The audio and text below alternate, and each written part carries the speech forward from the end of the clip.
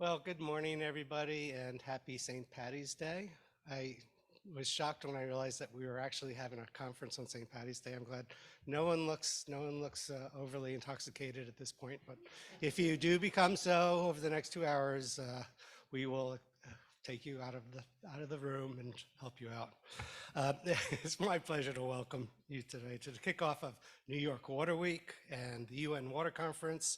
And today, this is being hosted by the Water Center at the University of Pennsylvania and with the New York City Department of Environmental Protection. So thank you, New York City. I'm Howard Newkrug. I'm the founding director of the Water Center at Penn. And today's discussion is on, as you can read, Basin-wide cooperation of drought resilience, case studies to inform transboundary water management. Those are a lot of words. But what it really means is that the world's river systems have nothing to do with political boundaries. They're totally different. And as a matter of fact, rarely do the jurisdictional boundaries of city, state, or even nation, do they match with the boundaries of the natural watersheds. And so the question is how can you work with these political boundaries to manage the world's water supplies, especially today, times with climate change, and probably even more important than climate change to me is the climate uncertainty of we don't know where things are headed, and how do you deal with it? And that's a central theme for today's presentation. We're going to start with 3 case studies of Delaware, the Delaware River, the Colorado River, and the Danube River. And then we're going to follow it with a panel discussion, and hopefully you guys will have a lot of questions to ask the panel.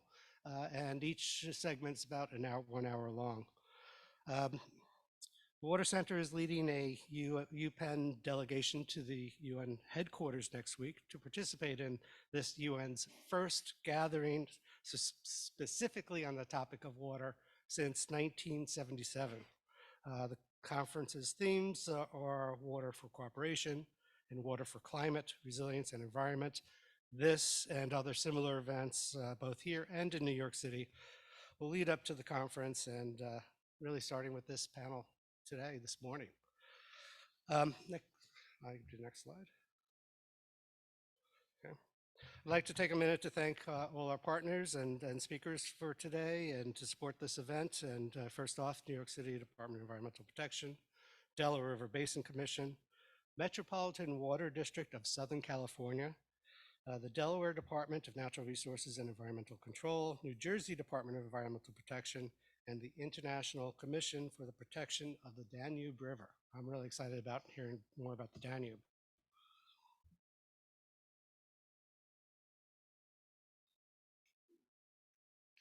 Oh, look at that. First, a little commercial about the Water Center. And the Water Center at Penn is approaching 5 years existence, and our values are very much about what's on the top there, which is community, equity, science, resilience, and justice. We're all about water.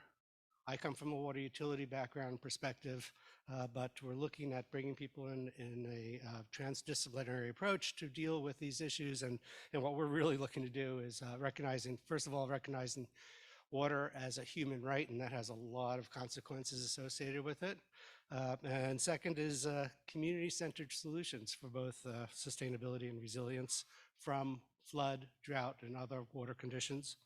And most importantly to me personally is this mentoring and support for next generation of water leaders, is how do we find the next group of leaders in our industry after the old men like me retire, and how do we get more diversity and more women and persons of color involved into the leadership of the water industry.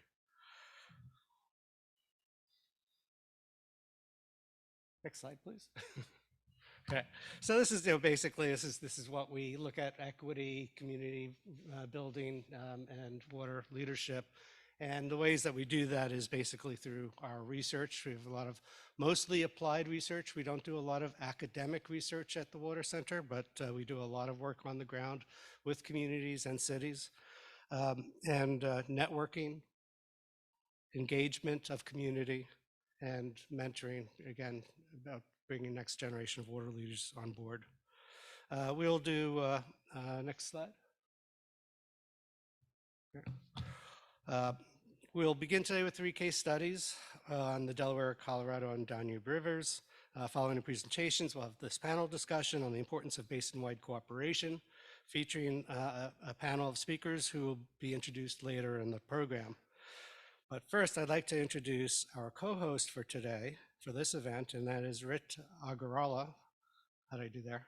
Agarwala. I practiced it all the way down here. He is the Chief Climate Officer and Commissioner of the New York City Department of Environmental Protection. Among his many accomplishments is his work during the Bloomberg administration and afterwards, where he created the New York City's Office of Long-Term Planning and Sustainability. It's pretty cool for New York City. It's a big undertaking. He founded the environmental grant-making program for Bloomberg Philanthropies. I'd like to talk to you about that later. And he serves he served on the board as board president of the C40 Cities Climate Leadership Group, which are all very, very, very impressive. And not as impressive, he has a PhD, an MBA, and a BA, all from Columbia University. I'm just joking there, of course. And a master's from Queen's University in Canada. Rit, would you like to come up and say a few words? Thank you, Howard, and thanks to the Water Center for hosting this event. And I will say my Philadelphia credentials include a postdoc at the Library Company of Philadelphia. So I have spent time both here in Philly and a lot of time at Van Pelt Library. So it is nice to be back at Penn always. I'm really excited about this conversation.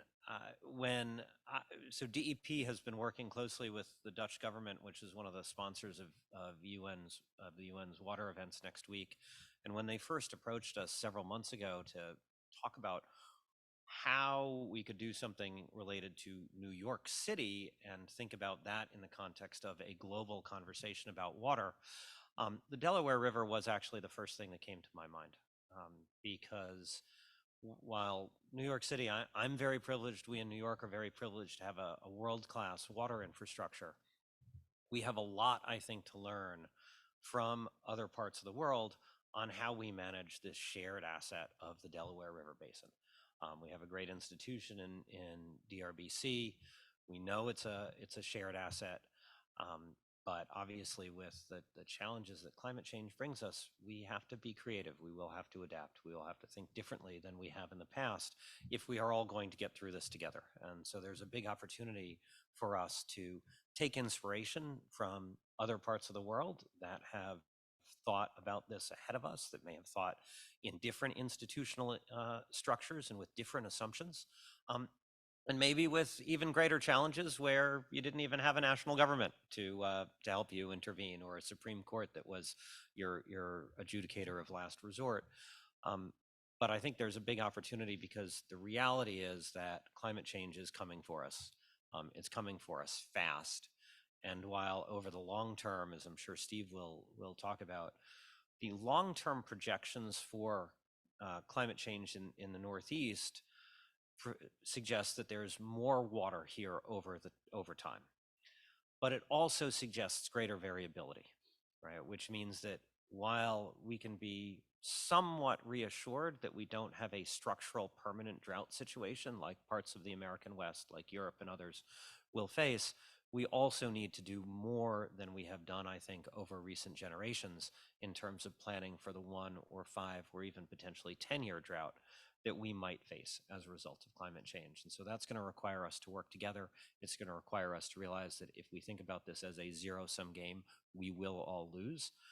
And that's why we have to take inspiration of the kind that the Water Center can bring us, that our international and national colleagues can bring us. And I particularly want to thank Shanti for getting up early, and for Birgit for making this part of the end of her day in Europe. And again, thank you. Look forward to the conversation. Thanks, Steve. Or Howard, sorry. Yeah, in prep for this, I was listening to a presentation by a professor from University of Arizona about the Colorado River. And the thing that he said that really stuck with me was that We're just not sure if this is the last year of a 23-year drought or the 23rd year of a 50-year drought. And I think that's, just to give you a sense of what's going on there and how that could apply or not apply to the Delaware River and our systems. So 3 panelists and 3 case studies, and as you can see the names up here, and thank you, Rit, for welcoming our guests from outside the Delaware River Basin. But our first presentation will be by Steve Tambini, who is the Executive Director of the Delaware River Basin Commission, which is a federal interstate agency that was created in 1961.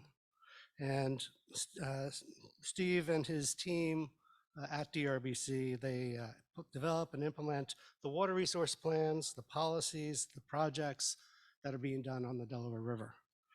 He has 30 years of experience in water supply engineering and water resource planning, management, and operations. Before becoming the executive director at DRBC some 9 years ago, he served as the vice president of operations at Pennsylvania American Water and engineering director at the American Water, overseeing the 12 states that American Water works with. Steve holds a BS in Civil and Environmental Engineering and a master's degree in Environmental Engineering, both from Clarkson University. He's a registered professional engineer in New Jersey and New York and is working on his Pennsylvania license. Come on up here.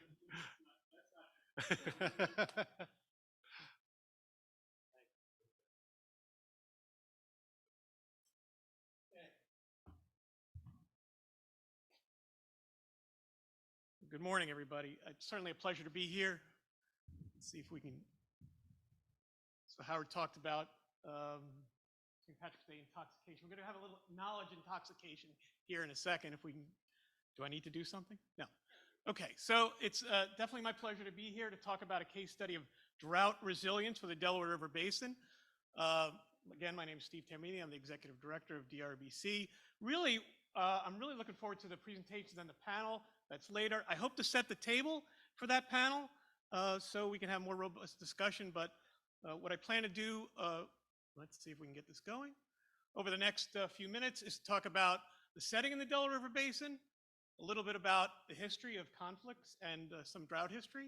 Obviously, we want to talk about cooperative management and how we do that in the Delaware River Basin, and touch on future challenges clearly related to climate. So let's start with the Delaware River Basin itself and the setting. I think most people know about it, but the basin itself touches on 4 states: Pennsylvania, New York, New Jersey, and Delaware. And if you look really closely, 9 square miles of Maryland. Oh, didn't go. So you are, I think you know where you are, but you're not quite at the Delaware River. You're at the Schuylkill River. The Schuylkill River is the largest tributary to the Delaware. You're near river mile 92.5. And when I talk about Delaware River miles, that means the distance from the ocean to wherever that river mile is. So another landmark would be, if you're familiar with the Ben Franklin Bridge connects Center City, Philadelphia, Center City, Camden. That's river mile 100. And from time to time, I'm going to talk about river miles. So that's where we'll start. Back again this way. So the river itself is 330 miles long. It starts in Hancock, New York, and it works its way down to the Atlantic Ocean at river mile 0, Cape May, New Jersey, and Lewis, Delaware. From about river mile 133, Trenton, New Jersey, down to river mile 0, it's an estuary. It's tidally influenced. It's open to the ocean. There are no dams on the Delaware. Effectively, salt water can move up unless fresh water is moving down. And that's an important drought consideration when we think about the Delaware River and how we manage the Delaware River. It is a diverse watershed. I think you're looking at that and saying, oh, it's all green. Well, it's not really all green. Certainly, the headwaters are forested. The waters in the Catskills, where the water comes from, is exceptionally clean. But as we move closer to the suburban and urban areas, you see that the watershed changes a bit. The water changes, and then we all go down to the Delaware Bay, where obviously it's open to the ocean, and there's some farmland down there as well. But it's a diverse watershed. Back that way. Let's open up a little bit wider and look at the United States. So if you were to look at all the great rivers of the United States, you'd have to squint a little bit to see the Delaware up there on the upper on the upper right. You can see in green the Delaware River Basin. It's only about 13,000 square miles. Our next presenter in the Colorado, I think it's 250,000 square miles. So it's small, but it's significant. And its service to size ratio is significant because even though it takes about 0.4% of the land mass of the lower 48, it serves about 4% of the US population, including the largest city in the basin here in Philadelphia, and half of the water supply for the city of New York as well. That water gets exported. In terms of how water is used in the basin, in 2020, about 6.4 million gallons a day were used. This is the last time I'm going to convert to something other than million gallons a day. So that's about 7.1 acre feet per year. In terms of water withdrawn, the largest amount of water withdrawn is from power generation, either thermoelectric or hydroelectric use, about 68%. And again, compared to other river basins like the Colorado, a really small percentage in irrigation.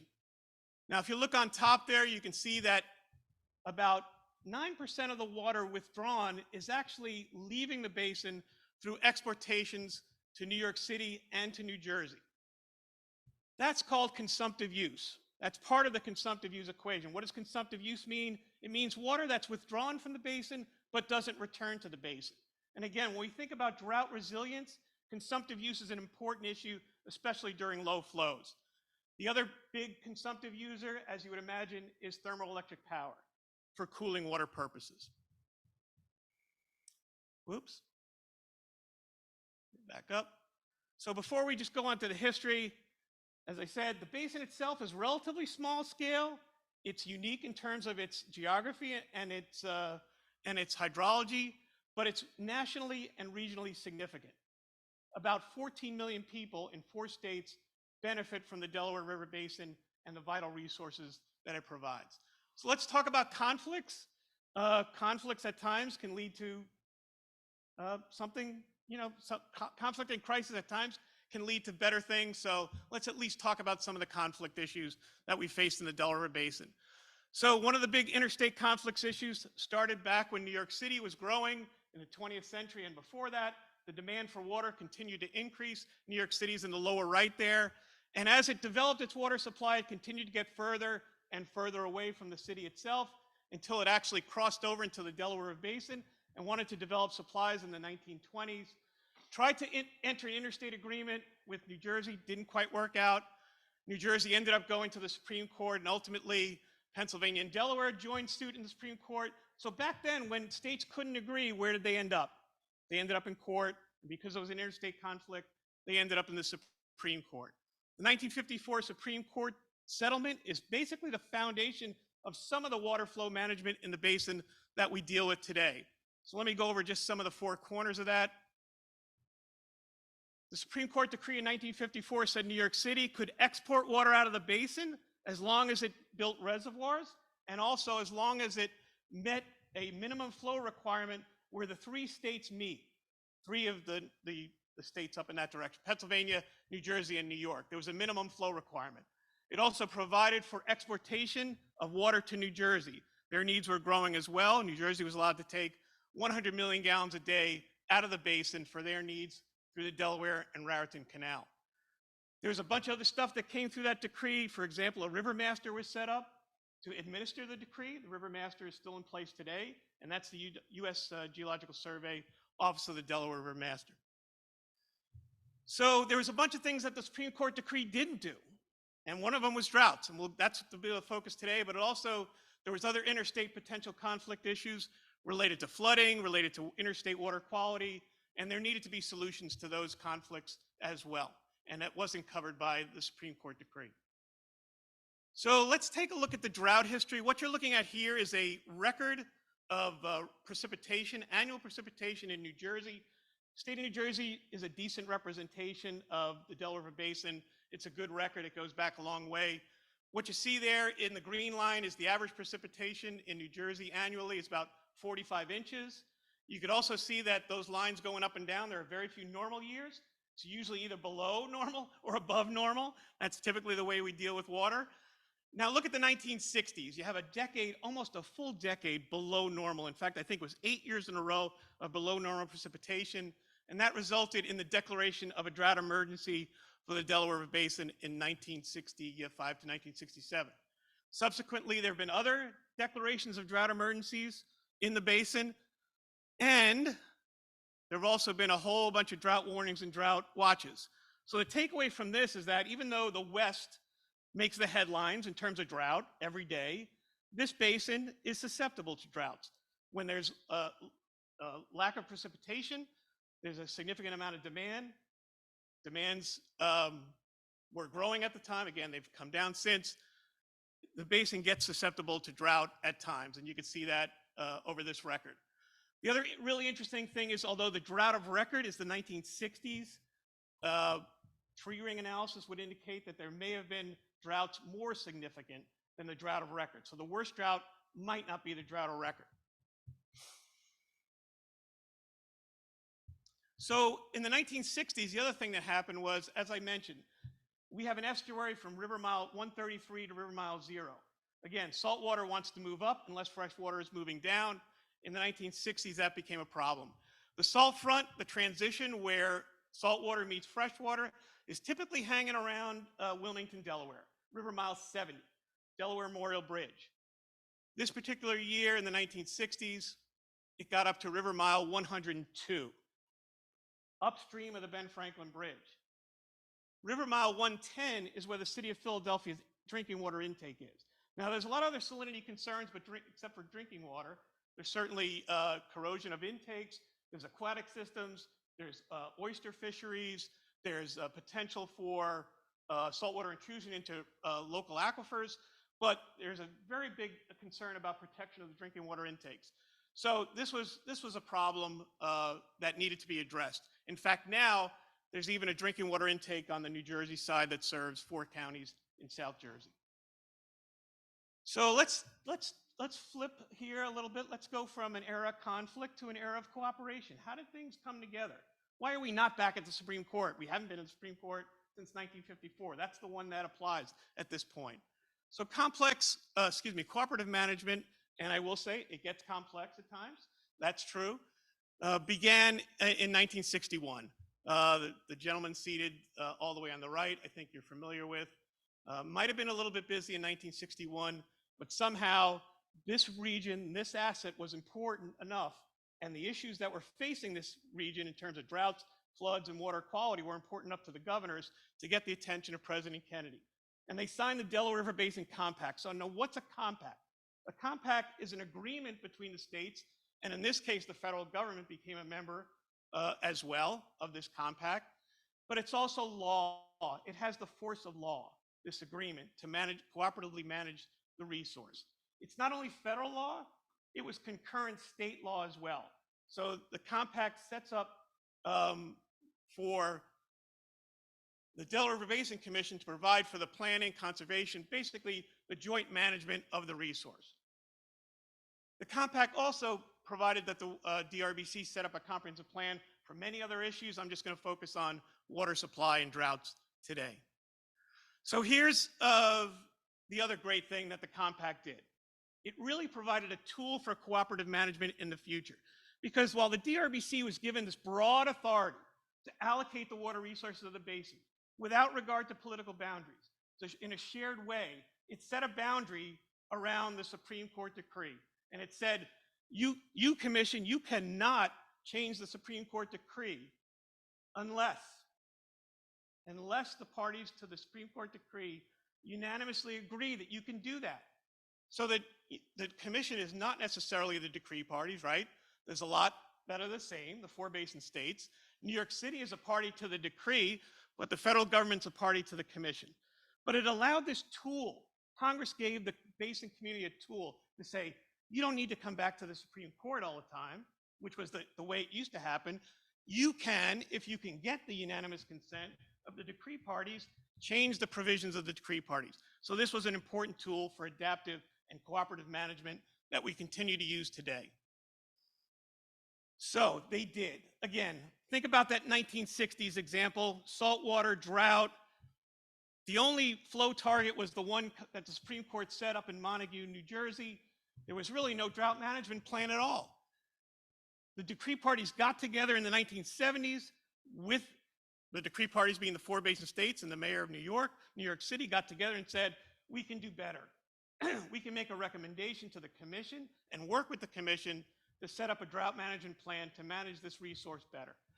And not only did they do that, it became codified as what's known as the DRBC Water Code, which is complex. I challenge anyone to read it first time through and understand it, but it's detailed and it's complex for a reason, because when crisis is happening, you don't want to be negotiating then. You want to set out a detailed plan for how things happen.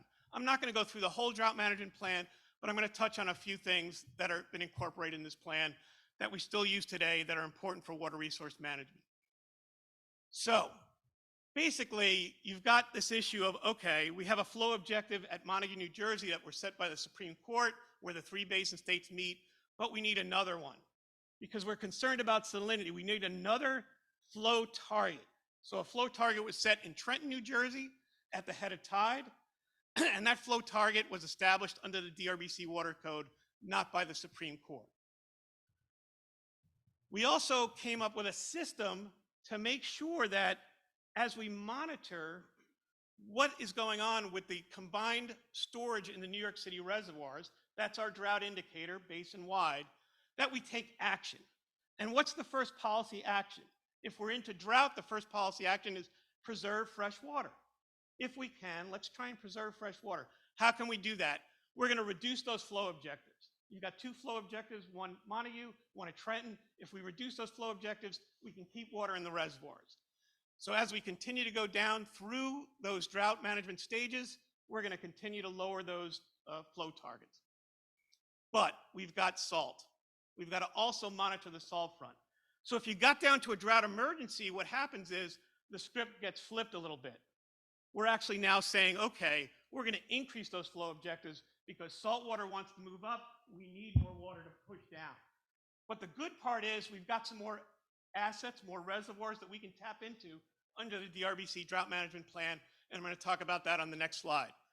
So how do we augment flows? If we just left it to Mother Nature, again, we'd not be in good shape. We built assets, we built reservoirs. Some of our comprehensive plan reservoirs were built in the 1970s by the Army Corps of Engineers. These are multi-purpose reservoirs where the DRBC can direct releases to manage the salt front. If a drought emergency were to occur, the DRBC within code, within federal law, has the ability to go to reservoirs that are not typically used for flow augmentation. For example, the Mon-Gap system in Lake Wallenpaupack are typically hydroelectric power reservoirs. If it's a drought emergency, DRBC can direct releases to provide more water in the system. F.E. Walter is typically a flood control recreation reservoir. We can ask water to be stored in that reservoir.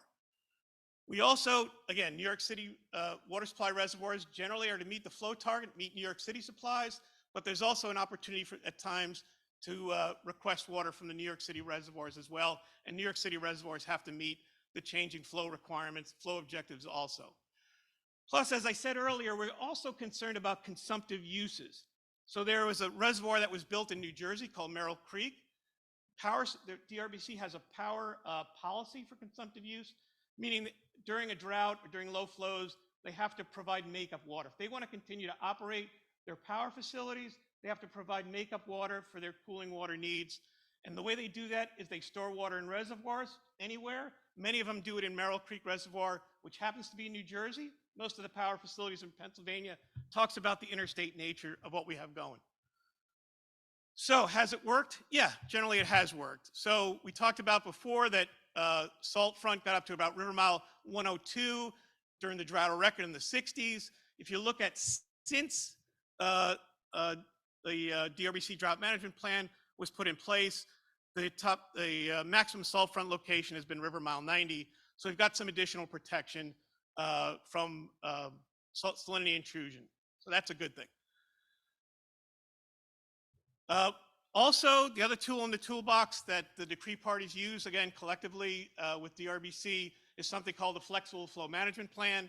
It not only deals with issues that are not covered by the Supreme Court decree, such as local habitat protection, flood discharge mitigation. There's some definitely water banks that were set up within the New York City supply system for certain specific needs, but it also continues to refine the flow objectives in a way that works in a unanimous way so they can continue to adaptively manage and improve the system. So let's talk about future challenges, and let's focus on climate change.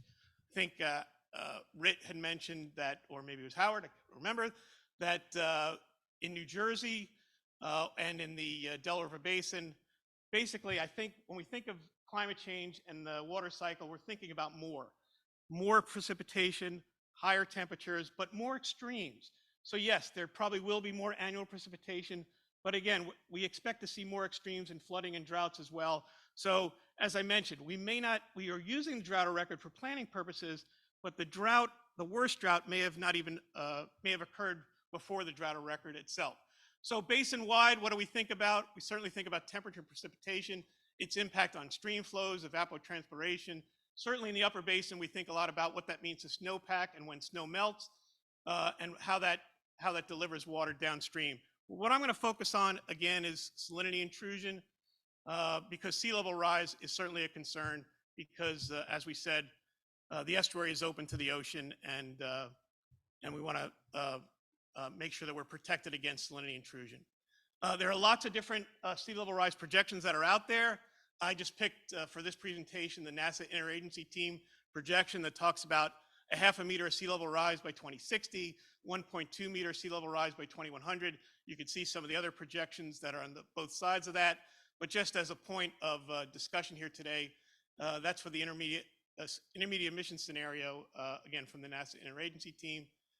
So what happens, obviously, when the sea level rises, and in this area, we've also got vertical land movement, land is subsiding as well. What that's going to do is push, obviously, salt water further upstream more frequently, and that's of concern. DRBC is in the process of doing modeling of that salinity intrusion potential versus sea level rise. Based on some of those preliminary model results, you see that we're eroding the protection. In the 2016 example, the highest it got was River Mile 90. With a 0.5 meter sea level rise, that would go up to 97. With 1 meter sea level rise, 101. Again, dangerously close to those drinking water intakes, and certainly of concern to the salinity profile. Now you might say, well, that's not up at the drinking water yet, but again, there's a lot of things to consider in that salinity profile, and there are extremes potentially beyond the drought record, and again, is the worst drought the drought record? That's what we have to consider as well. So the other way that we work cooperatively and collaboratively, DRBC's got an advisory committee on climate change. What you see here is some of the members, including the Water Center of Penn. In fact, Howard is the chair of the Advisory Committee on Climate Change, and it's another way to work collaboratively, not just with the DRBC members in New York City, but a broader group of experts to provide policy information that would be helpful for future planning. So it would be presentation malpractice not to stand on this campus and use this quote from Benjamin Franklin, which says, when the well runs dry, we all know the value of water. I think that's certainly true. I did outline one challenge, which was climate change. I think the other challenge is that I know in the West, again, they talk about drought all the time. Our last drought emergency was in 2002, 21 years ago. My concern is that, look, I appreciate talking about drought here today. I think we don't talk about it enough. Howard talked about the example of, are we in the 23rd year? What we talk about is tomorrow could be the start of the drought record for this basin. But there's a generation of organizations and leaders in this basin that drought is not even in their vocabulary. It's not even in their vocabulary.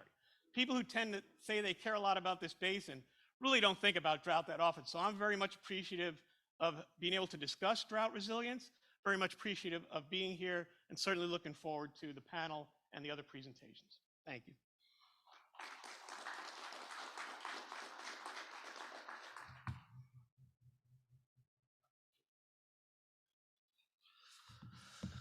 Well, thank you so much. That was a great presentation.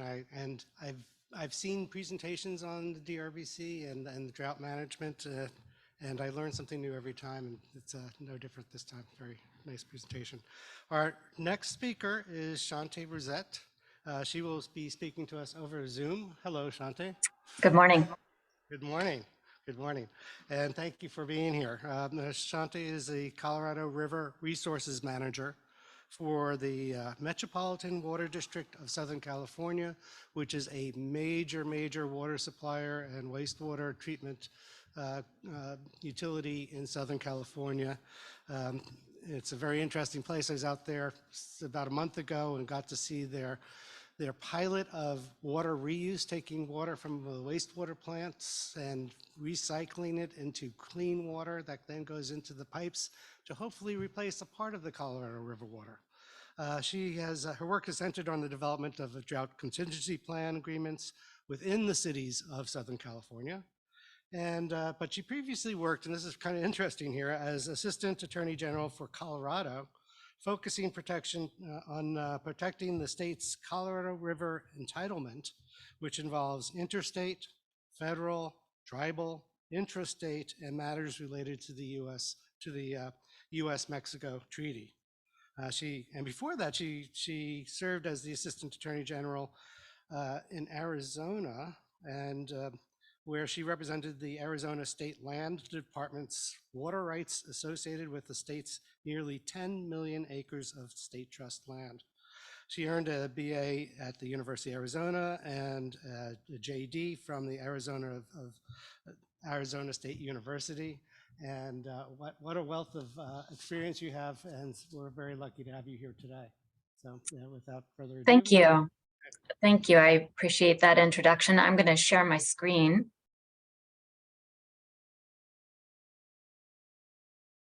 Let me go back to the beginning here. Okay. And can you all see that?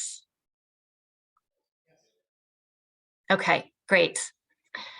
Good morning. Thank you for this opportunity to talk about the importance of cooperation in the Colorado River Basin, which has been in drought since the year 2000. This is a map of the Colorado River Basin. In 1922, representatives of the 7 states of the Colorado River Basin signed the Colorado River Compact. The compact divided the right to use Colorado River water between the upper basin and the lower basin. The upper division states are Colorado, Wyoming, New Mexico, and Utah. The lower division states are Arizona, Nevada, and California. The basins are divided at Lee Ferry in Arizona. The Colorado River supplies water to 40 million people, 5.5 million acres of farmland, 30 American tribes, and 2 countries. Lake Powell is located at nearly the bottom of the upper basin. Under the Colorado River Storage Project Act, the purpose of Lake Powell is for upper basin storage and development of the upper basin's compact allocations. Lake Powell has a capacity of 23 million acre feet, but currently has only about 5.3 million acre feet in live storage. And just for reference, an acre foot is 325,000 gallons of water, or enough to cover 1 acre at a depth of 1 foot. An acre foot of water can supply between 3 and 4 households for 1 year.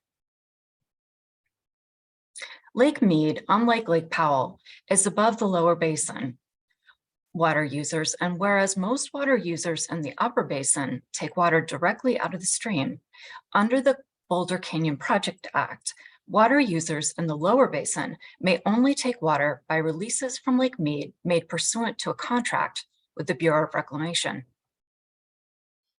Snowmelt from primarily Wyoming and Colorado runs off and flows into Lake Powell, where it is stored until there is a determination in the Bureau of Reclamation's annual operating plan to release it. Water users in the lower basin make water orders for water delivery pursuant to their contracts and approved water orders, and the Bureau of Reclamation releases that water for diversion downstream. Metropolitan then diverts its water from these releases for delivery into Metropolitan service area through the Colorado River Aqueduct. Last fall marked the 100-year anniversary of the Colorado River Compact. It was the first interstate compact that apportioned the rights to use an interstate river. The compact divided the right to use Colorado River water between the upper and lower basins in perpetuity. It apportioned 7.5 million acre-feet of annual use to both the upper and lower basin. It recognized the lower basin's rights to develop an additional 1 million acre-feet annually, and it anticipated the treaty with Mexico. The compact these days is often criticized as out of date, but it has provided certainty to the 7 Colorado River Basin states and sufficient flexibility to adapt to changing circumstances over the last 100 years. The treaty with Mexico, adopted in 1944, requires the United States deliver 1.5 million acre-feet of water per year at the US-Mexico border. Recent treaty minutes agreed to in 2011 and 2017 included the sharing of both surplus and shortage between the US and Mexico. And last year, Mexico took its first ever shortage along with Nevada and Arizona. The Metropolitan Water District is a water wholesaler. We provide supplemental water to our 26 member agencies. 19 million residents live in our service area, approximately 1 in 17 Americans. Our service area is 5,200 square miles, ranging from Ventura County down to the border with Mexico and San Diego County. Metropolitan is the largest provider of treated drinking water in the United States. Water needs in the metropolitan service area are met with a combination of local and imported supplies. Metropolitan has 2 sources of imported water supply: the State Water Project that takes water from the Sacramento and San Joaquin rivers in Northern California, and from the Colorado River that is diverted through the Colorado River Aqueduct. Metropolitan has a contract for up to 2 million acre-feet of State Water Project water, but in recent years, Metropolitan has been able to take far less than that amount. Metropolitan's oldest and historically most reliable source of water is the Colorado River.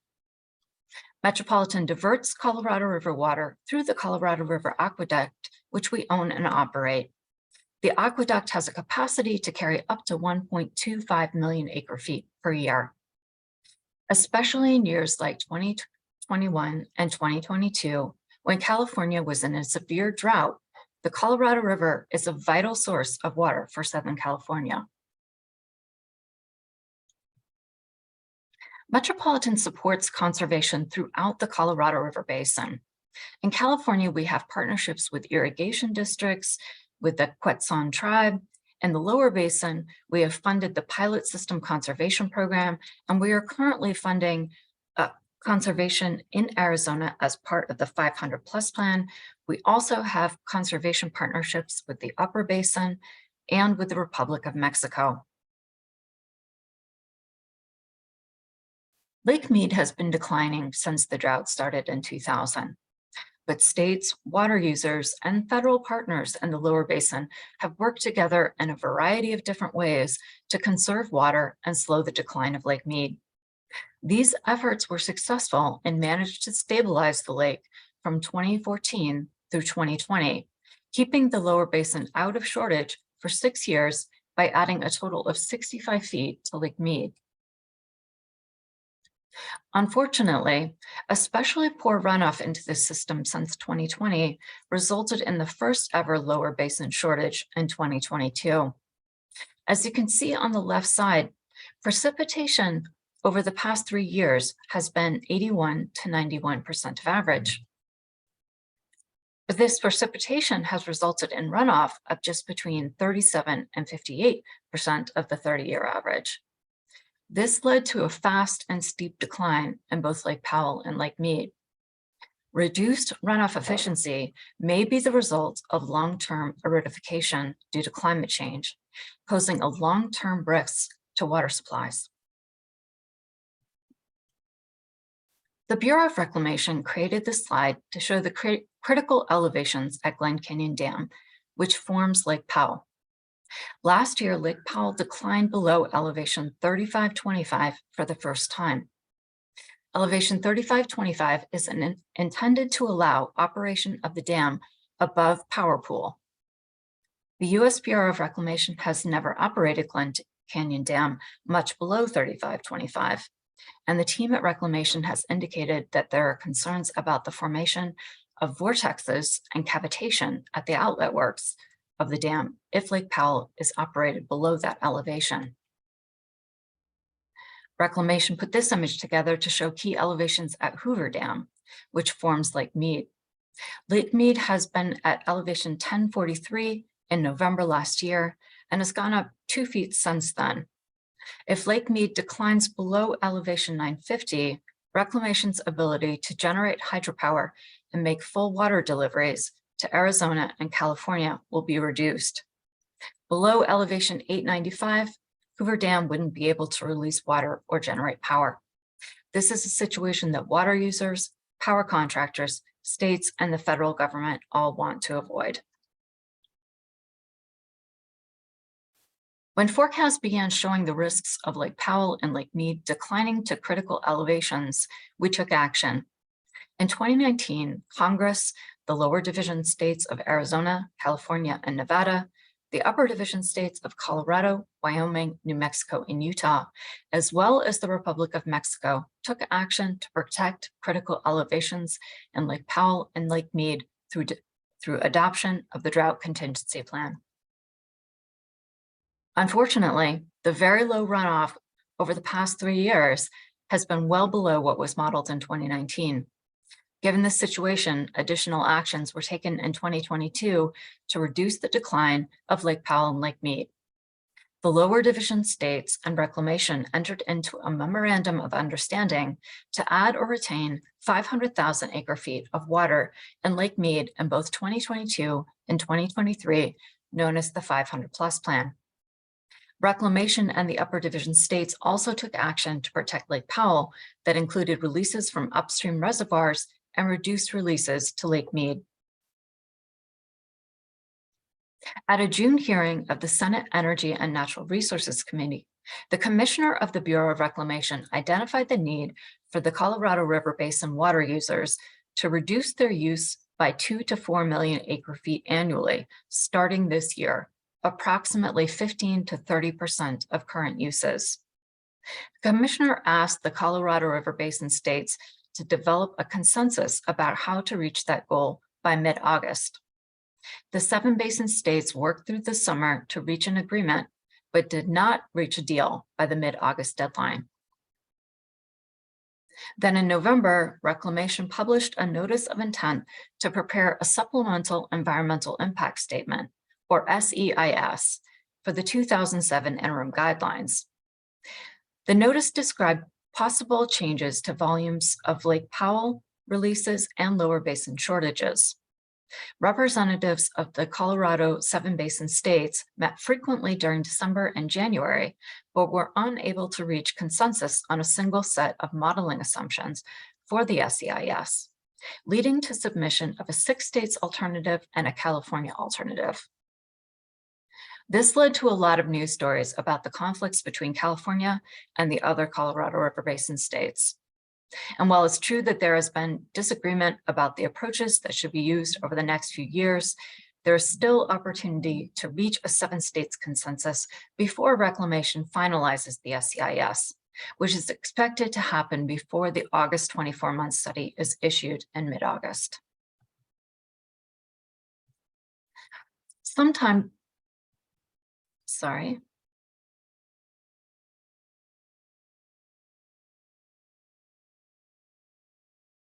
before the end of the year, the process to develop the post-2026 rules for operating Lake Powell and Lake Mead is expected to start.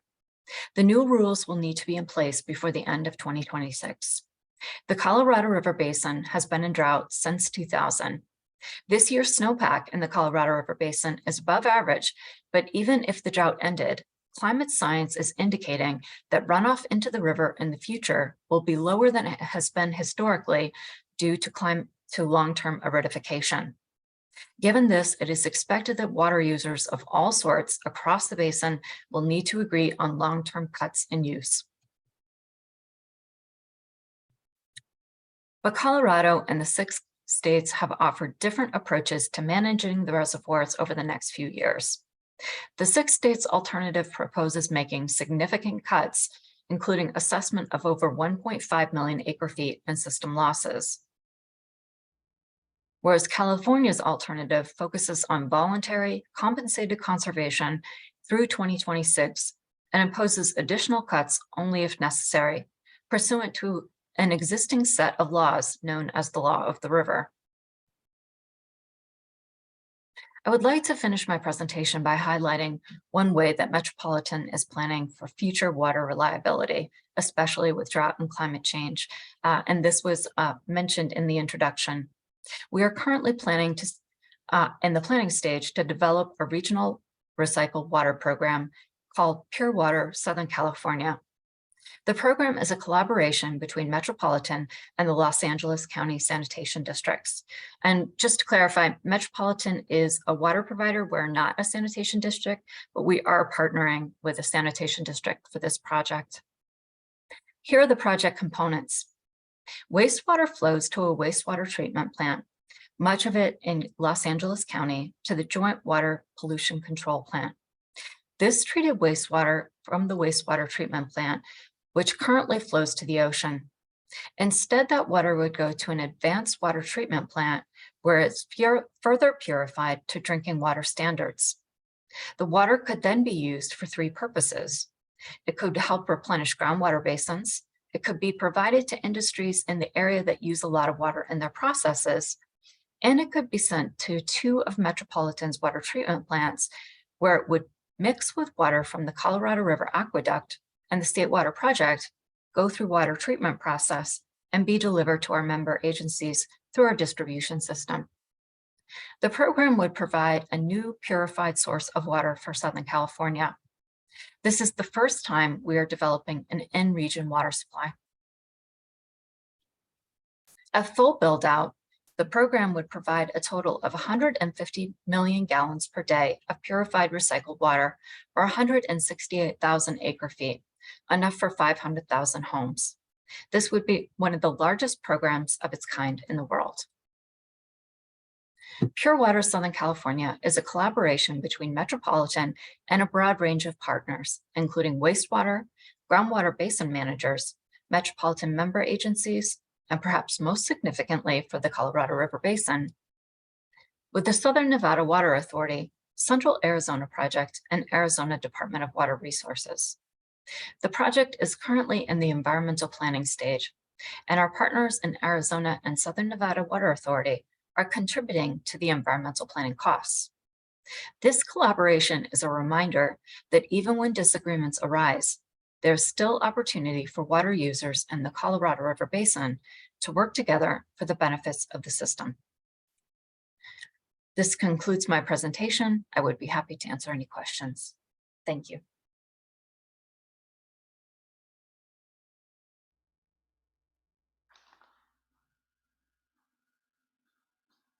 Thank you so much, Shanti. And you are correct, and I'm incorrect.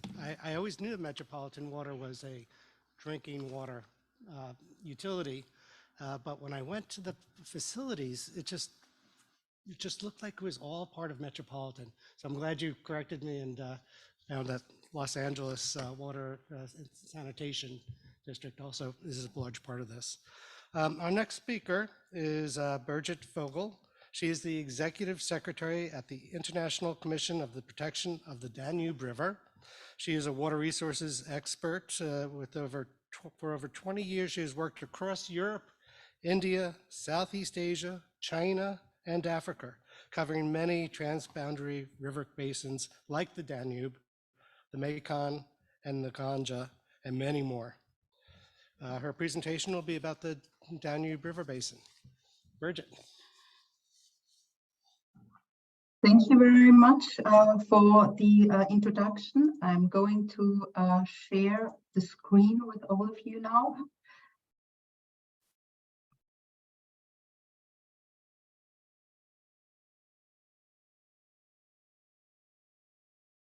Are you able to see my screen?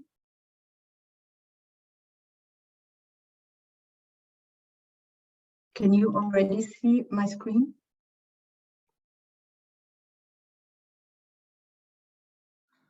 Hello?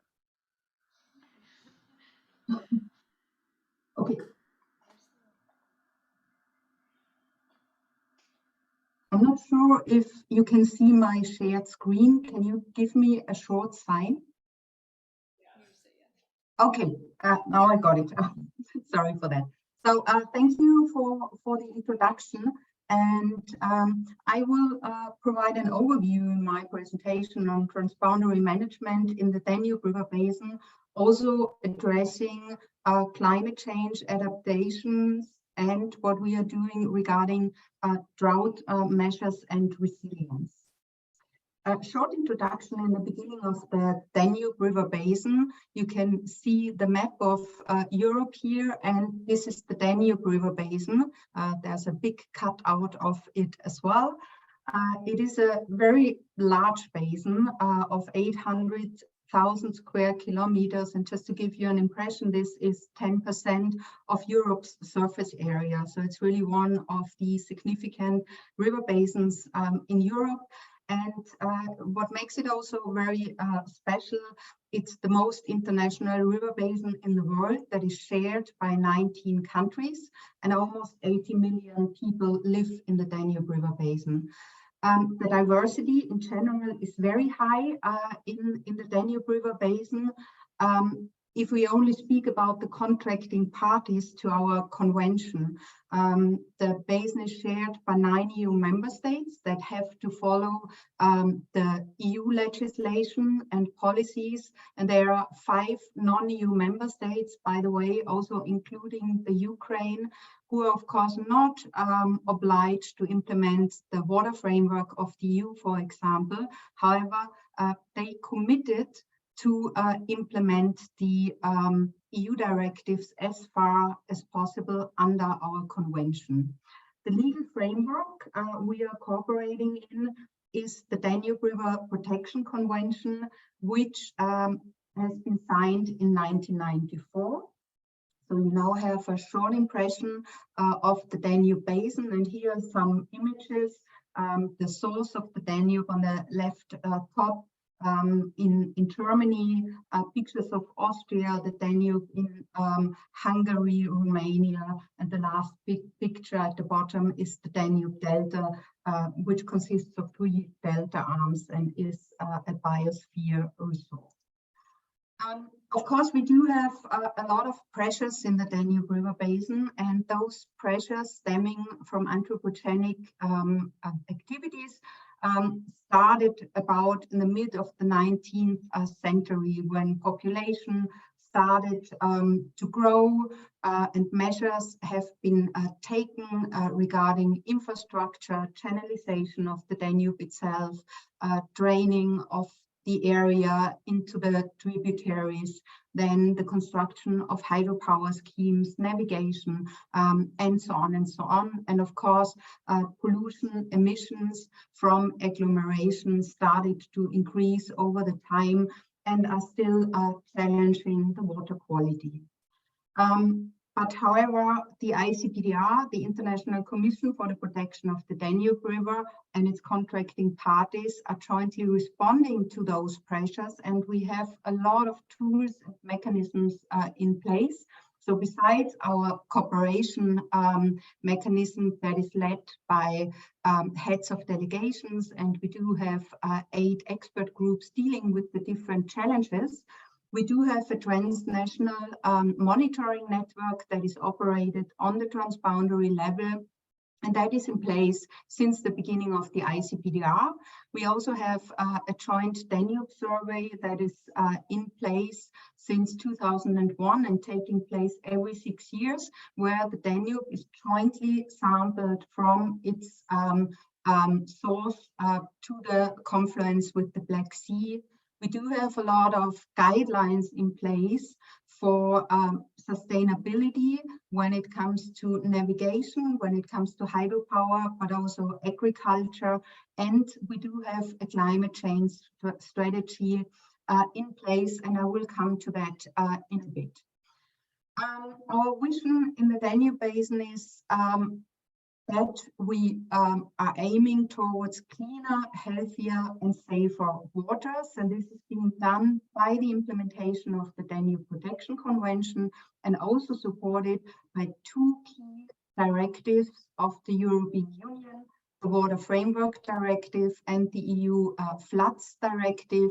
And therefore, we develop a Danube River Basin management plan that is revised every 6 years. And we also have a Danube flood risk management in place across the entire basin, including a joint program of measures to improve the water quality and quantity in the Danube River Basin.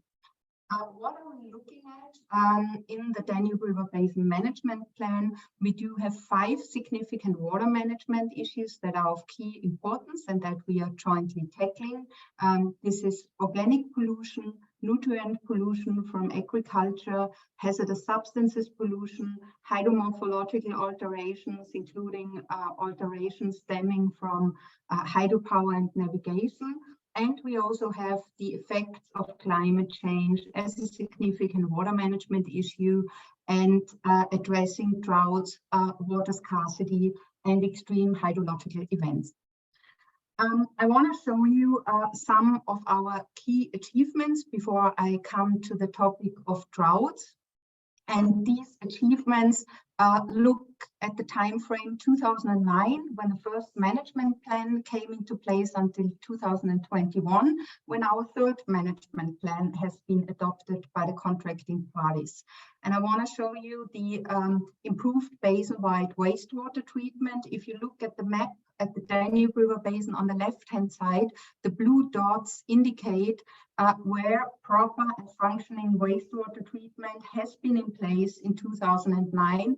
The red dots show no wastewater treatment in place at all, and the green and brown dots are partially functioning wastewater treatment plants. So you see that we had a huge challenge in 2009. And on the right-hand side, you can see the improved urban wastewater treatment in 2021. And you can see that the blue dots, functioning wastewater treatment, have increased significantly.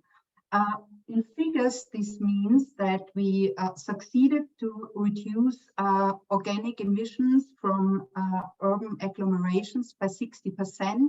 There were investments of 28 billion euros since 2009, and the wastewater infrastructure includes approximately 6,000 projects, which is about 45 million population equivalents.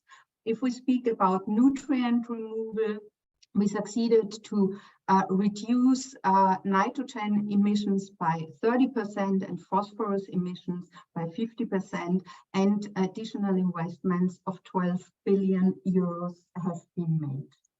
In addition to wastewater treatment, we also tackle a lot of other things, which is river continuity, for example, and 127 fish migration aids at hydropower dams have been constructed since 2009, as well as about 62,000 hectares of wetlands and floodplains have been reconnected to the Danube. I wanted to present something on climate change, of course, as this webinar is about drought resilience. And at that stage, I want to, just demonstrate a little bit what's actually happening in the Danube River Basin. What you can see on this map is a map of the ecological water status. So what is the situation in the Danube Basin when it comes to good water status, which are the green stretches that we do have to achieve by 2027. And the assessment currently includes the possible negative impacts of climate change. And we do have negative impacts of climate change, of course. And what we do want to understand in future is to have a better understanding on climate change impacts per se, and separate it from the anthropogenic impacts in order to enable effective mitigation. If we look at our climate change scenarios in the Danube River Basin, you can see the scenarios for temperatures. In general, it can be said that there is an increase of temperature with a gradient from northwest to southeast, and there will be an increase by the mid of this century by about 2.6 degrees, and there will be a huge intensification by the end of this century up to 5.4 degrees. If we look at precipitation, you can also see the scenarios on the right-hand side. And there will be significant changes by the end of this century. What we can see already that the summers are drier and the winters are wetter. And in general, there is more rain than snow. And the snowfall is extremely important in the Danube River Basin, in particular in the upper countries with the alpine influence. So the snow melt is also supposed to start earlier. And there is a prediction that glaciers will disappear totally in the middle of the Danube River Basin and partially in the upper Danube River Basin, which of course will have a big effect on the discharges in the rivers of the Danube River Basin, and also not be able to compensate droughts as well as it's happening now. We do have a climate change adaptation strategy, and the ICPDR was actually a leader and pioneer as a river basin organization to have one in place, and it guides the countries how to integrate climate change adaptation in the overall ICPDR planning and management processes, and of course it supports actions on or in the transboundary context. We included a toolbox of measures in this strategy, and of course, everything that's in this strategy on the basin-wide level automatically feeds into the national strategies and actions, and the other way around. If we speak about drought and low water levels, droughts have not been a real challenge until lately, in particular in the upper and middle Danube River Basin. However, there is a clear trend of increasing temperatures and less precipitation over the last 30 years, both in number and in intensity. And this is across entire Europe, and of course this includes the Danube River Basin.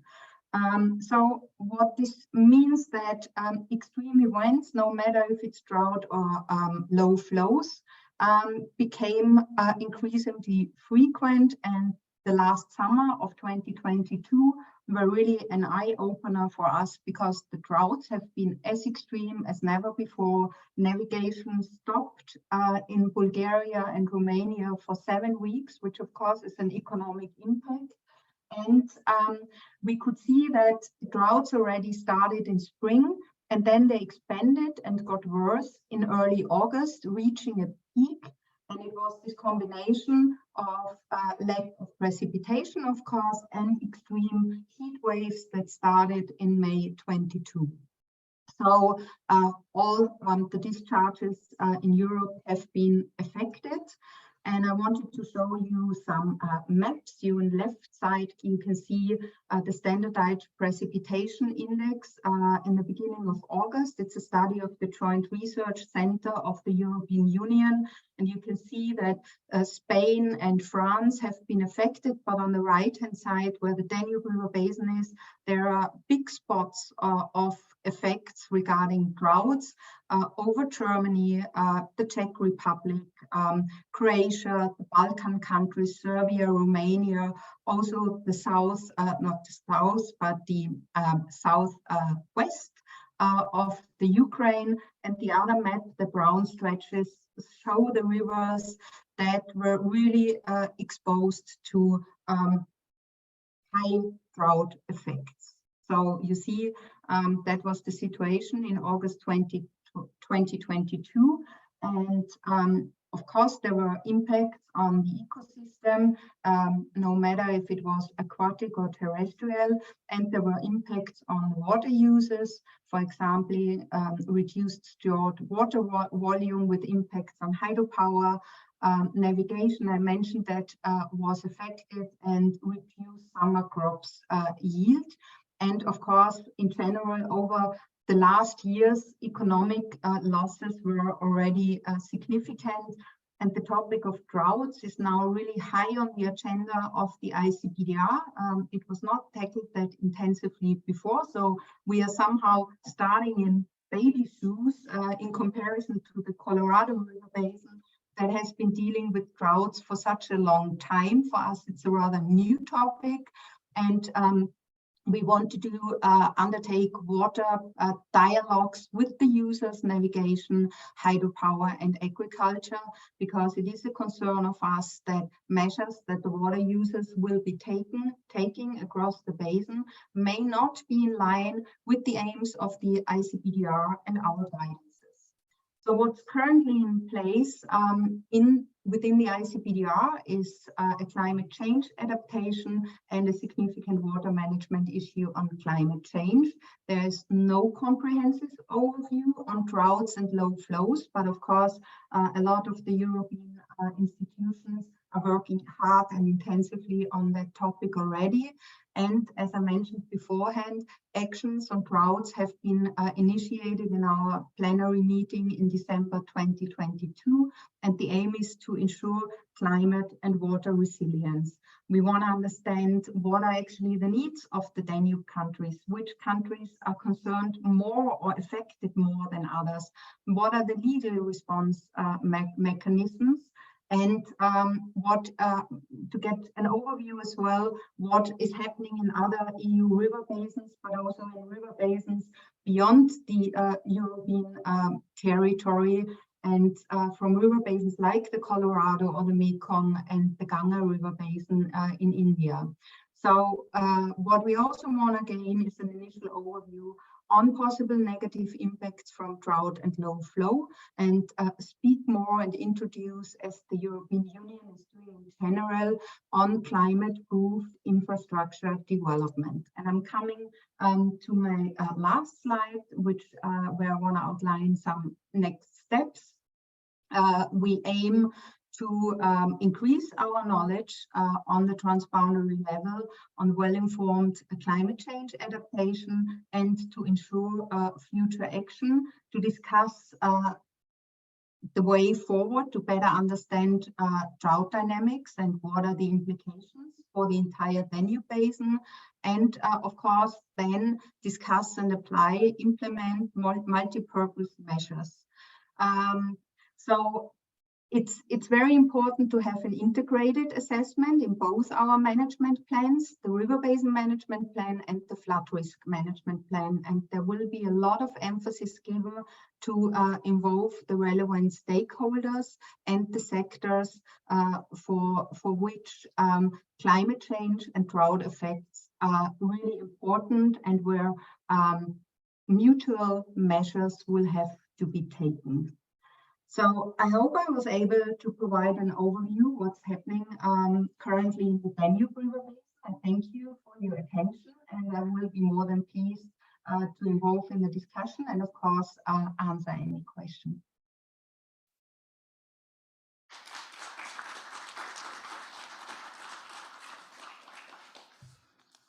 Well, thank you so much for that wonderful presentation. And we are now going to enter the panelist forum, and I ask that Rit and Steve come up and sit here, as well as Steve Smalia and Jeff Hoffman. I'm going to give a very brief background to Jeff and to Stephen, who have not spoken yet today. Jeff Hoffman, raise your hand, Jeff. Jeff Hoffman is New Jersey DEP's state geologist, overseeing the work of the New Jersey Geological and Water Survey and the Bureau of Water Allocation and Water Permitting. A registered professional geologist with a degree in geological sciences from Penn State and a master's in water resources from Princeton University. Welcome, Jeff, to this group. Steve Smaller, I knew that. I mess up over when I get a little nervous. So, Steve Smaller is the director of the Delaware Department of Natural Resources and Environmental Controls Division of Water. He is a hydrogeologist who previously worked on environmental program administrator in the Division of Water. And he is a Delaware licensed professional geologist, secretary of the Delaware Board of Geologists. He is a groundwater protection, he's a national board member of the Groundwater Protection Council. And he is chair of the state's Water Supply Coordinating Council and has been there and been the chair since 2017. That's a lot of extracurricular activities there. He is also from Penn State, graduate with degrees in earth science and geology and marine science. So with that, I'm gonna, first, I just took just very roughly some notes here of the, first of all, the overall importance of communications and planning and negotiations and agreements, hopefully, between all the parties who work in within these different basins, and the similarities of the need for that was quite clear. Also, what was fascinating to me was the importance of the water energy nexus, because I keep seeing these, like, whether it's hydroelectric or it's thermoelectric, large amounts of water are needed. And how do you take those two things and put them together, especially during a time of drought, which typically would also mean a time of high temperatures, and seeing that dual crisis coming about and discussions in that fashion.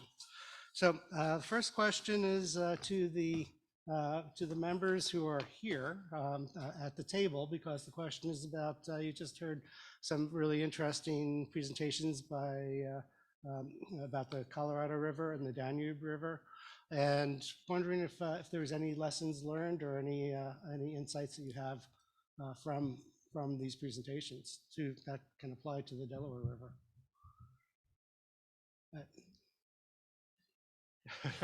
Okay, we'll start with the new guys.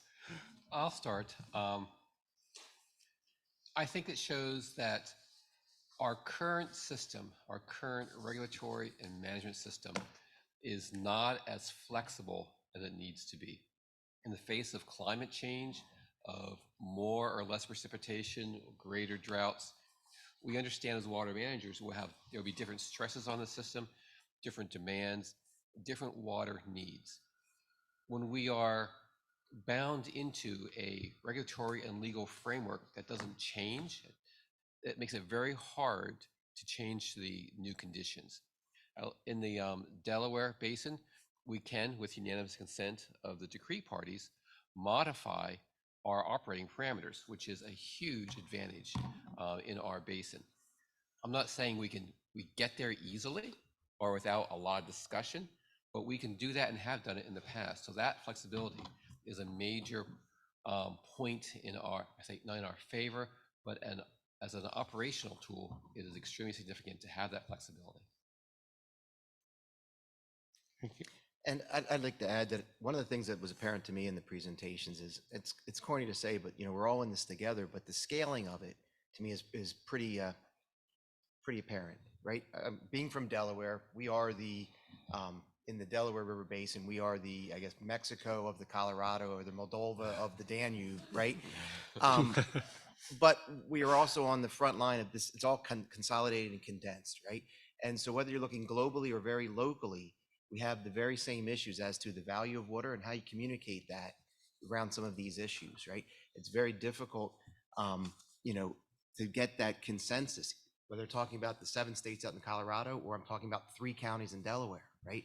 That challenge is there across the board, and it scales no matter how small or how large you look. And I think that commonality is unifying, but also challenging. Very good. Britt? I'll just, first of all, I want to reiterate my thanks to Birgit and Shanti for joining us remotely, and also, frankly, saving us from being a mantle here in Philadelphia. So much obliged. I think, building on Jeff's point about the institutional importance, I find it fascinating that one never thinks that here in America we're ahead of Europe on smart environmental things. So the fact that we've been wrestling with drought and may have things to teach the Danube Commission is nice to hear. Obviously, we have a lot to learn from the Colorado, which has wrestled with much more severe drought. And I think the institutional innovations that we see in all three are really important. One thing I'd love to hear, particularly from Shanti about with pure water, is around how we actually move beyond allocating to creating, right? And in the Colorado, of course, the first steps were taken by the federal government and the Bureau of Reclamation to create the infrastructure that allows for greater management. As Steve pointed out, we have a diverse set of infrastructure with a number of different owners and original funders in the Delaware. I'd be intrigued to learn more about how that works in the Danube as well. But if it is true, as the pure water example suggests, that we will have to think about significant investments in supply, whether that's reuse or reservoirs or what have you, how we think about that as a collective undertaking, because at least the three presentations really talk about standard setting and diversion as the things that our shared institutions have tackled, and not so much the joint creation of shared infrastructure. Yeah, I think across the three presentations, the example that stands out to me is that, look, if we have shared goals, whether it's across states or across countries, and a commitment to it, we can, and we do some planning around it, we can achieve what those, coming out on the good end of those shared goals. If not, we're going to either be surprised by crisis or have to deal with crisis and conflict. So, yeah, I think whether it's developing strategies in the case of the West where, okay, it's severe conservation, right? Shared pain, it sounds like. I'm not sure that that's a solution for the Delaware Basin. Certainly conservation efficiency is there. Or in the Danube where, look, they had shared goals around about improving their water quality, and the results are impressive. The transparency is wonderful across nations. Coming out with that outcome really depends upon really understanding what those shared goals are and committing to it. Using the institutions that you have to get to that outcome, to get to the, so in our case, if it's a issue of better drought resiliency, I believe we do have the institutions to get there. We just need to make sure that, we're sharing those goals, we're coming in good faith, like we have in the past, and we're planning not to wait for crisis, but to plan for what we know is inevitable. We know that climate change is coming. It's not coming, it's here. We know that the impacts of climate change are going to get worse and worse. So collectively, I just think that, we have to use the institutions we have, which I think have worked, continue to come together to define a path forward to make sure that we achieve those shared goals. Excellent, all great comments, and I'll pass this on to Shanti and Birgit to follow up. But Shanti, maybe you want to lead in the conversation about what you hear is common and what is needed among the different basins. Yes, thank you.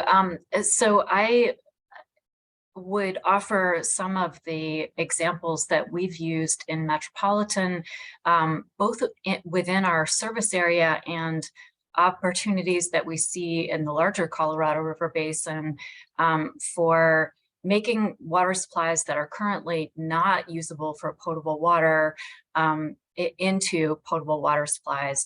And in addition, and it sounds like one potential similarity that Metropolitan is facing is salty groundwater basins and seawater intrusion.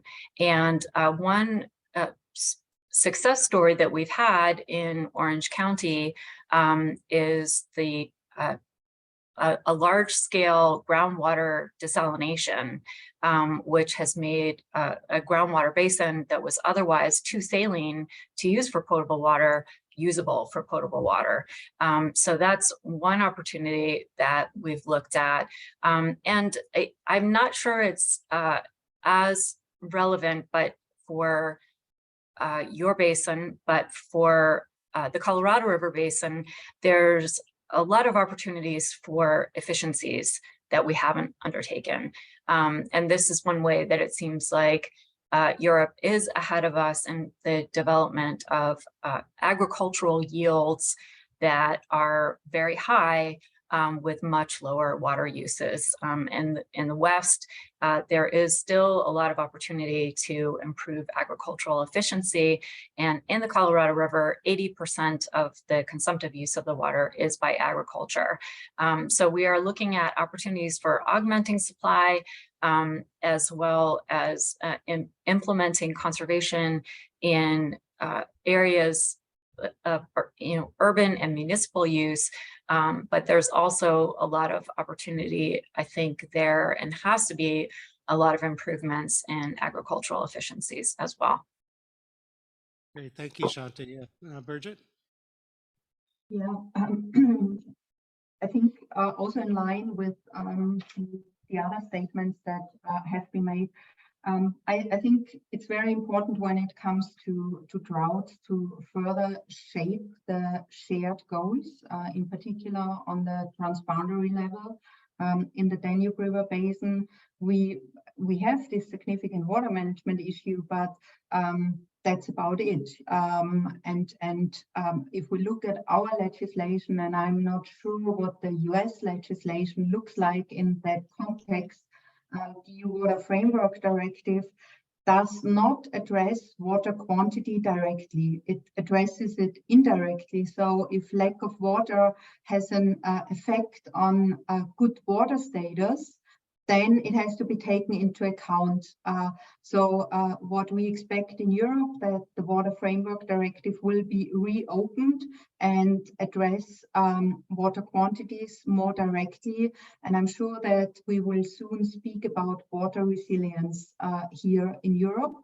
And what I also want to say is that in order to ensure cooperation, we will have to tackle the topic of water allocation. It has not been a topic in the Danube River Basin so far, but I can hear it coming up already.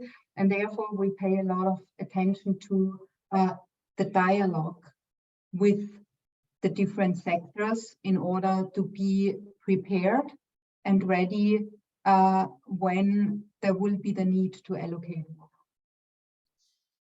Thank you very much. And welcome to take questions from the audience.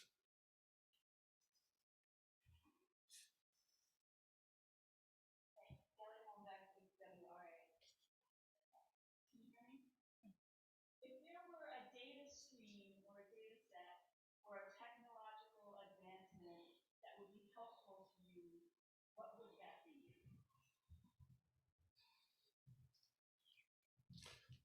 You trying to stump the panel here? She succeeded. Well, I'll open it up to the panel if anybody has a thought on that.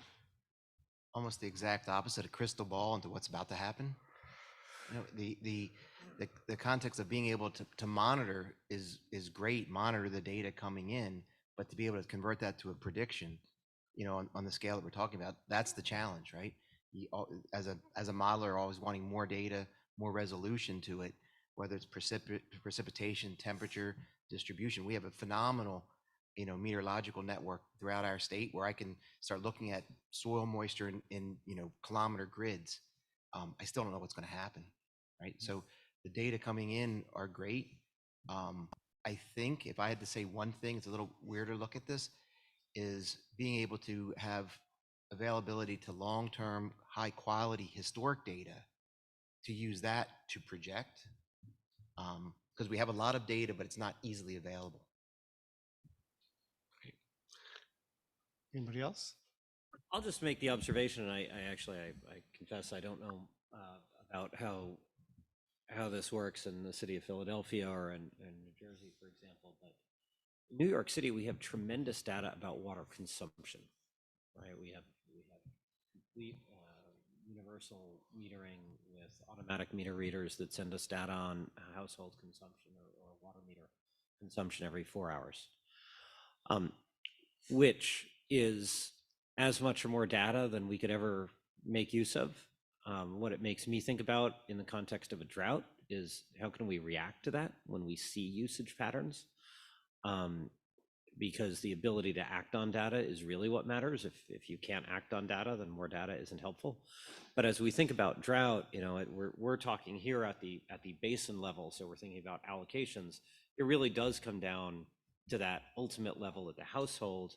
And you know, it may be that one of the things we have to think about collectively as a shared challenge is how do we have the universal access to data and the enforcement capability so that we can ensure that we can bring down consumption. You know, you look at what the West has done over the last 5 years or so to radically change consumption in the conditions of drought.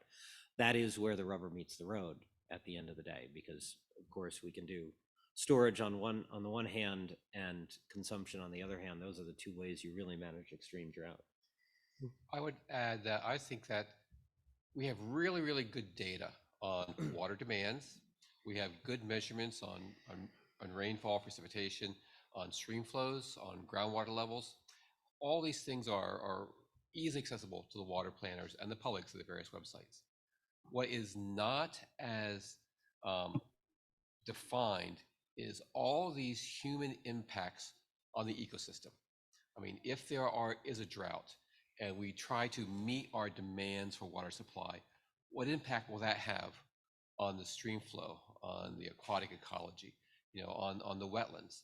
So I think that, and then building on that, which is the discharges we make to the river, the nutrient loads we add to the surface water. How will those stresses change as stream flows change? So I think that we have a good hand on the inputs. I think we're not as good on our impact on the ecology and the environment. Yeah, I would agree. I'd say the data set is fairly rich at this point, but I agree with Steve that using that data set to help predict both short-term and long-term drought-related impacts, especially related to climate change, is dependent upon that rich data.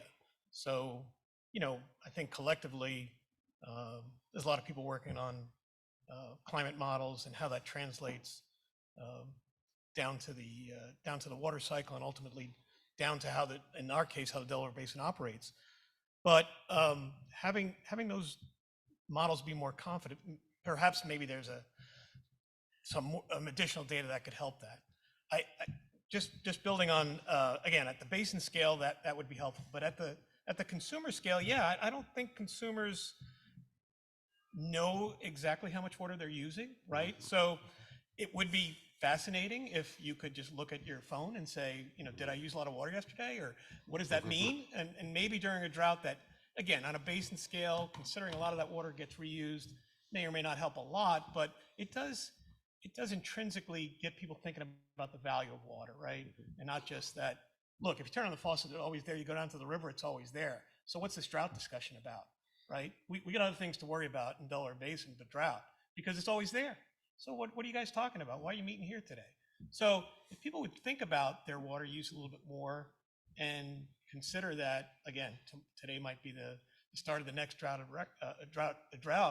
then, you know, at the consumer level, maybe that would build to a point where more people would be concerned about drought resilience.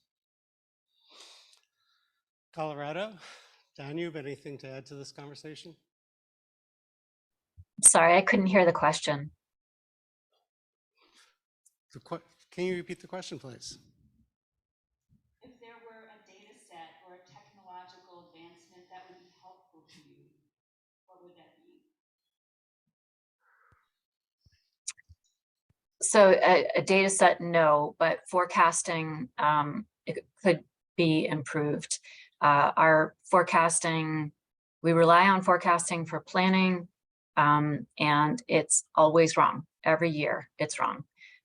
So the 2-week forecasts are very reliable. Beyond 2 weeks is very unreliable, and we never reach the target. And for planning purposes, it would be very helpful to have improved forecasts. Bridget? Yeah, regarding the Danube, and that's also the situation in the entire European Union. Our data sets on water status and water qualities are really very good, no matter when it comes to nutrient information, when it comes to hazardous substances information, and in particular to ecology. Our law is extremely strict, and we have to observe and monitor 5 biological quality elements, including fish and macroinvertebrates, and so on and so on. So there we really have very good information in place.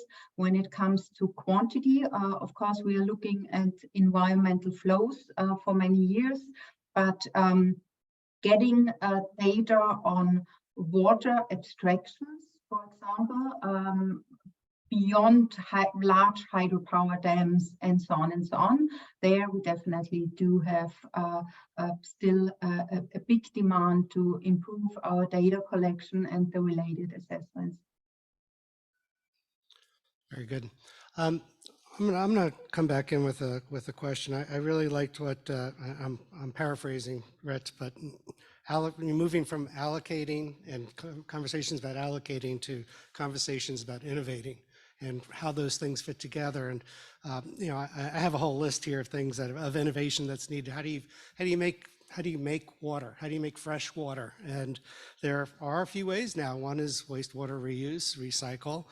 There's capturing the rainwater and using that. I understand that's being done or being programmed into the city of Los Angeles. I heard $300 million a year towards rainwater capture to be able to get a little bit of the more water that's out there. New sources, reservoirs, desal. What do you desalinate? You use the cleanest water you have, which is typically the groundwater. Then there's this conservation piece. And you know, I look at that. I know for Philadelphia is probably around 110 gallons per capita per day. Rhett, I don't want to put you on the spot, but do you know what New York is? We're about 120. 120? 120, yeah. And I was shocked about 3 years ago when I heard the number for San Francisco, which was about 50 gallons per capita per day. And I was even more shocked when I heard the numbers. And again, I don't want to put you on the spot, Shanti, but the numbers in Los Angeles were quite a bit lower than that. Am I correct on that? So that's the target is lower. We have a state statute that requires getting down to an average of 47 gallons per capita per day. We did have a water supply shortage emergency over the last year. It was just lifted this month. And during that period of time, we had almost 7 million people in Southern California at the northern range of our service area that were on what's called health and human safety allocation, which is the 55 gallons per person per day. That has been lifted.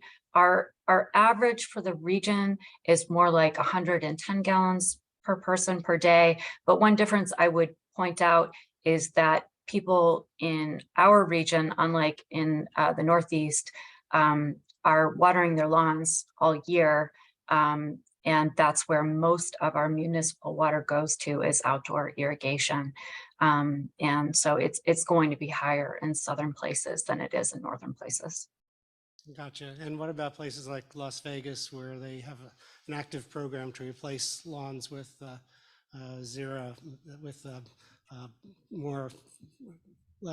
more arid friendly plants? Is that anything like that being considered in the Los Angeles area? So there are turf replacement initiatives. Metropolitan has offered the largest financial backing for a turf replacement in the country, in part because we're just so large, but it was $350 million that we offered for turf replacement. It's been very successful. there are some municipalities in Southern California. One thing I need to point out is that Metropolitan is a water wholesaler. We're not a land planning agency. It's the land planning agencies that have the authority to impose restrictions on turf.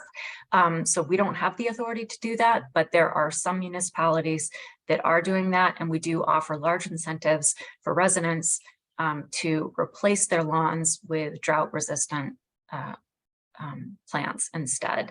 And it's been successful and it's ramping up, but we don't have the Las Vegas, Southern Nevada Water Authority has been very successful, but I'll just point out they're 1/10 of the size of Metropolitan. And we have hundreds of retail agencies below us, at 26 member agencies, 38 counties. So we're dealing with a much larger scale, and we're not a land planning agency, but we are incentivizing that. Gotcha. Thank you. Sorry for falsely categorizing your systems there. And Birgit, I know we're talking in English units, and you're probably in metrics. But do you have any sense? Actually, we don't, yet look at figures like this, because this is part of, the process now that we have initiated to also take that into account. And the reason is really that previously we didn't face problems regarding this. And there's another authority that's actually, it's not an authority, but it's World Bank Danube program, and they are looking at the water supply and water use sites. So we started to cooperate with them to combine their figures with ours. Great, thank you. And I guess my little piece of this whole thing is the toilets. I hate those. And this is really more of a Northeast problem, whether it's New York City or Philadelphia, where all the toilets that were installed before 1980 or some year like that are, just using 5 gallons of water per flush. And there's so much that can be done just by the change out. This is kind of similar to Las Vegas and changing out the turf. Well, our turf is unfortunately the toilet, and and there are ways to improve the efficiency of our systems just by doing that, and other ways. And so this whole discussion of how do you make more fresh water becomes a really critical thing for our future. Howard, I should point out, New York has done 2 waves of changing out, I think we're above 1 million toilets that have been changed out. So a lot of that has actually been done. It's one of the reasons that New York City was able to cut its total consumption in a period when its population grew from 7 million to nearly 9 million people. Our daily consumption has gone down from 1.4 billion to near 1.0 billion on average gallons per day. So a lot of that has been taken. I would imagine Philadelphia has done a great deal as well on that. But you're right. We have to think about where the big uses are. In fact, one of the things that really caught my attention, Steve, in your presentation, I did not at all appreciate that thermoelectric was actually the largest consumptive use in the basin. I had no idea. So it's fascinating. Great. We have one last question.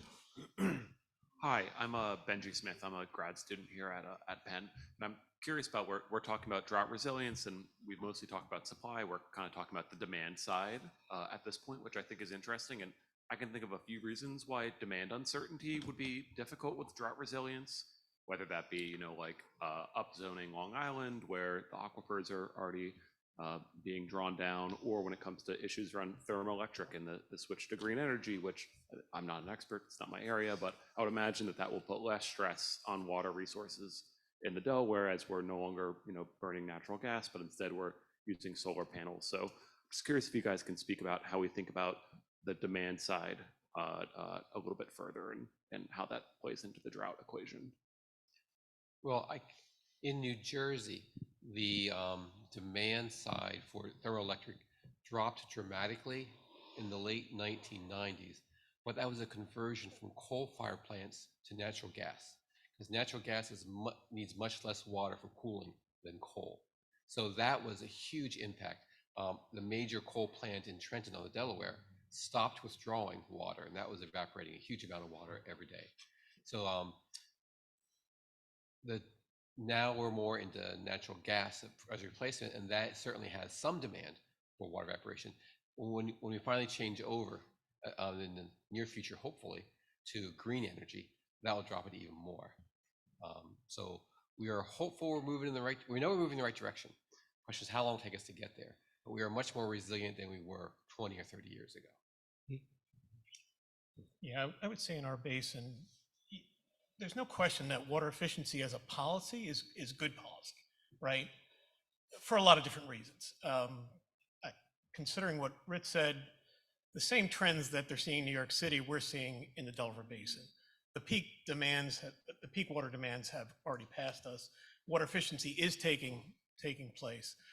And that's a good thing in terms of demand. But in terms of drought resilience, again, the term my staff always tells me, I'm not a scientist, is follow the science, Steve, right? Follow the science, okay. So really think about consumptive uses, because consumptive uses are those uses that don't make their way back in.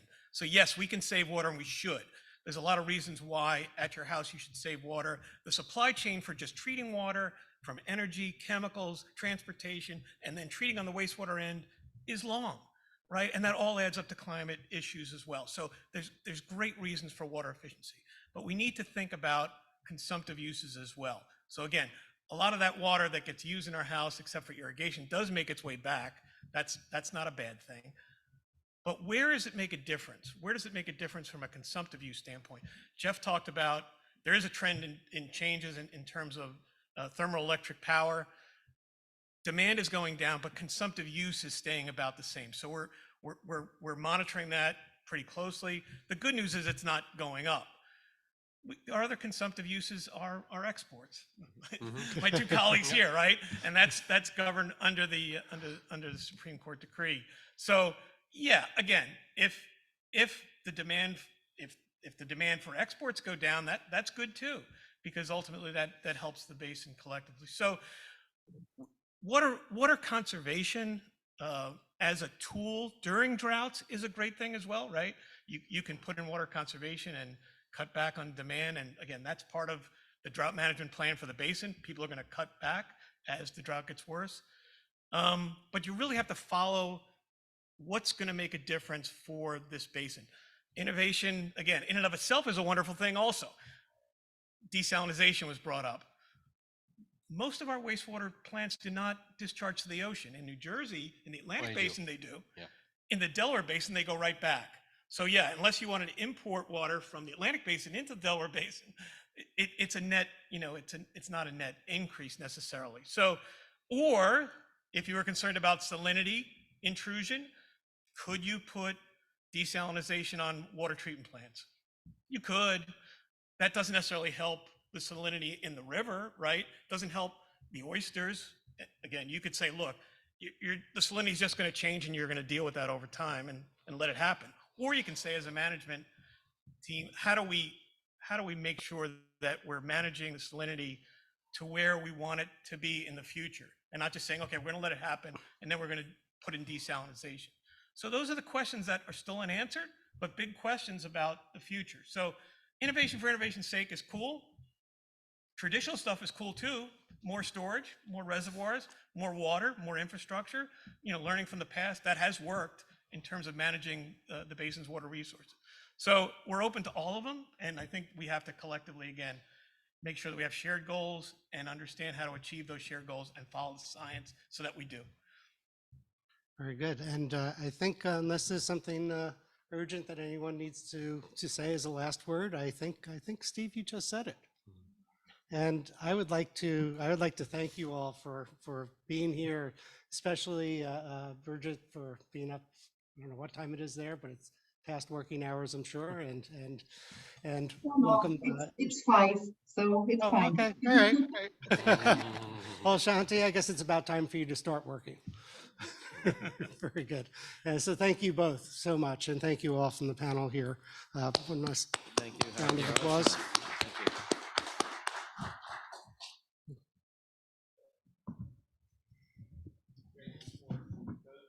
In and stick around. We do have some box lunches upstairs to continue the conversation.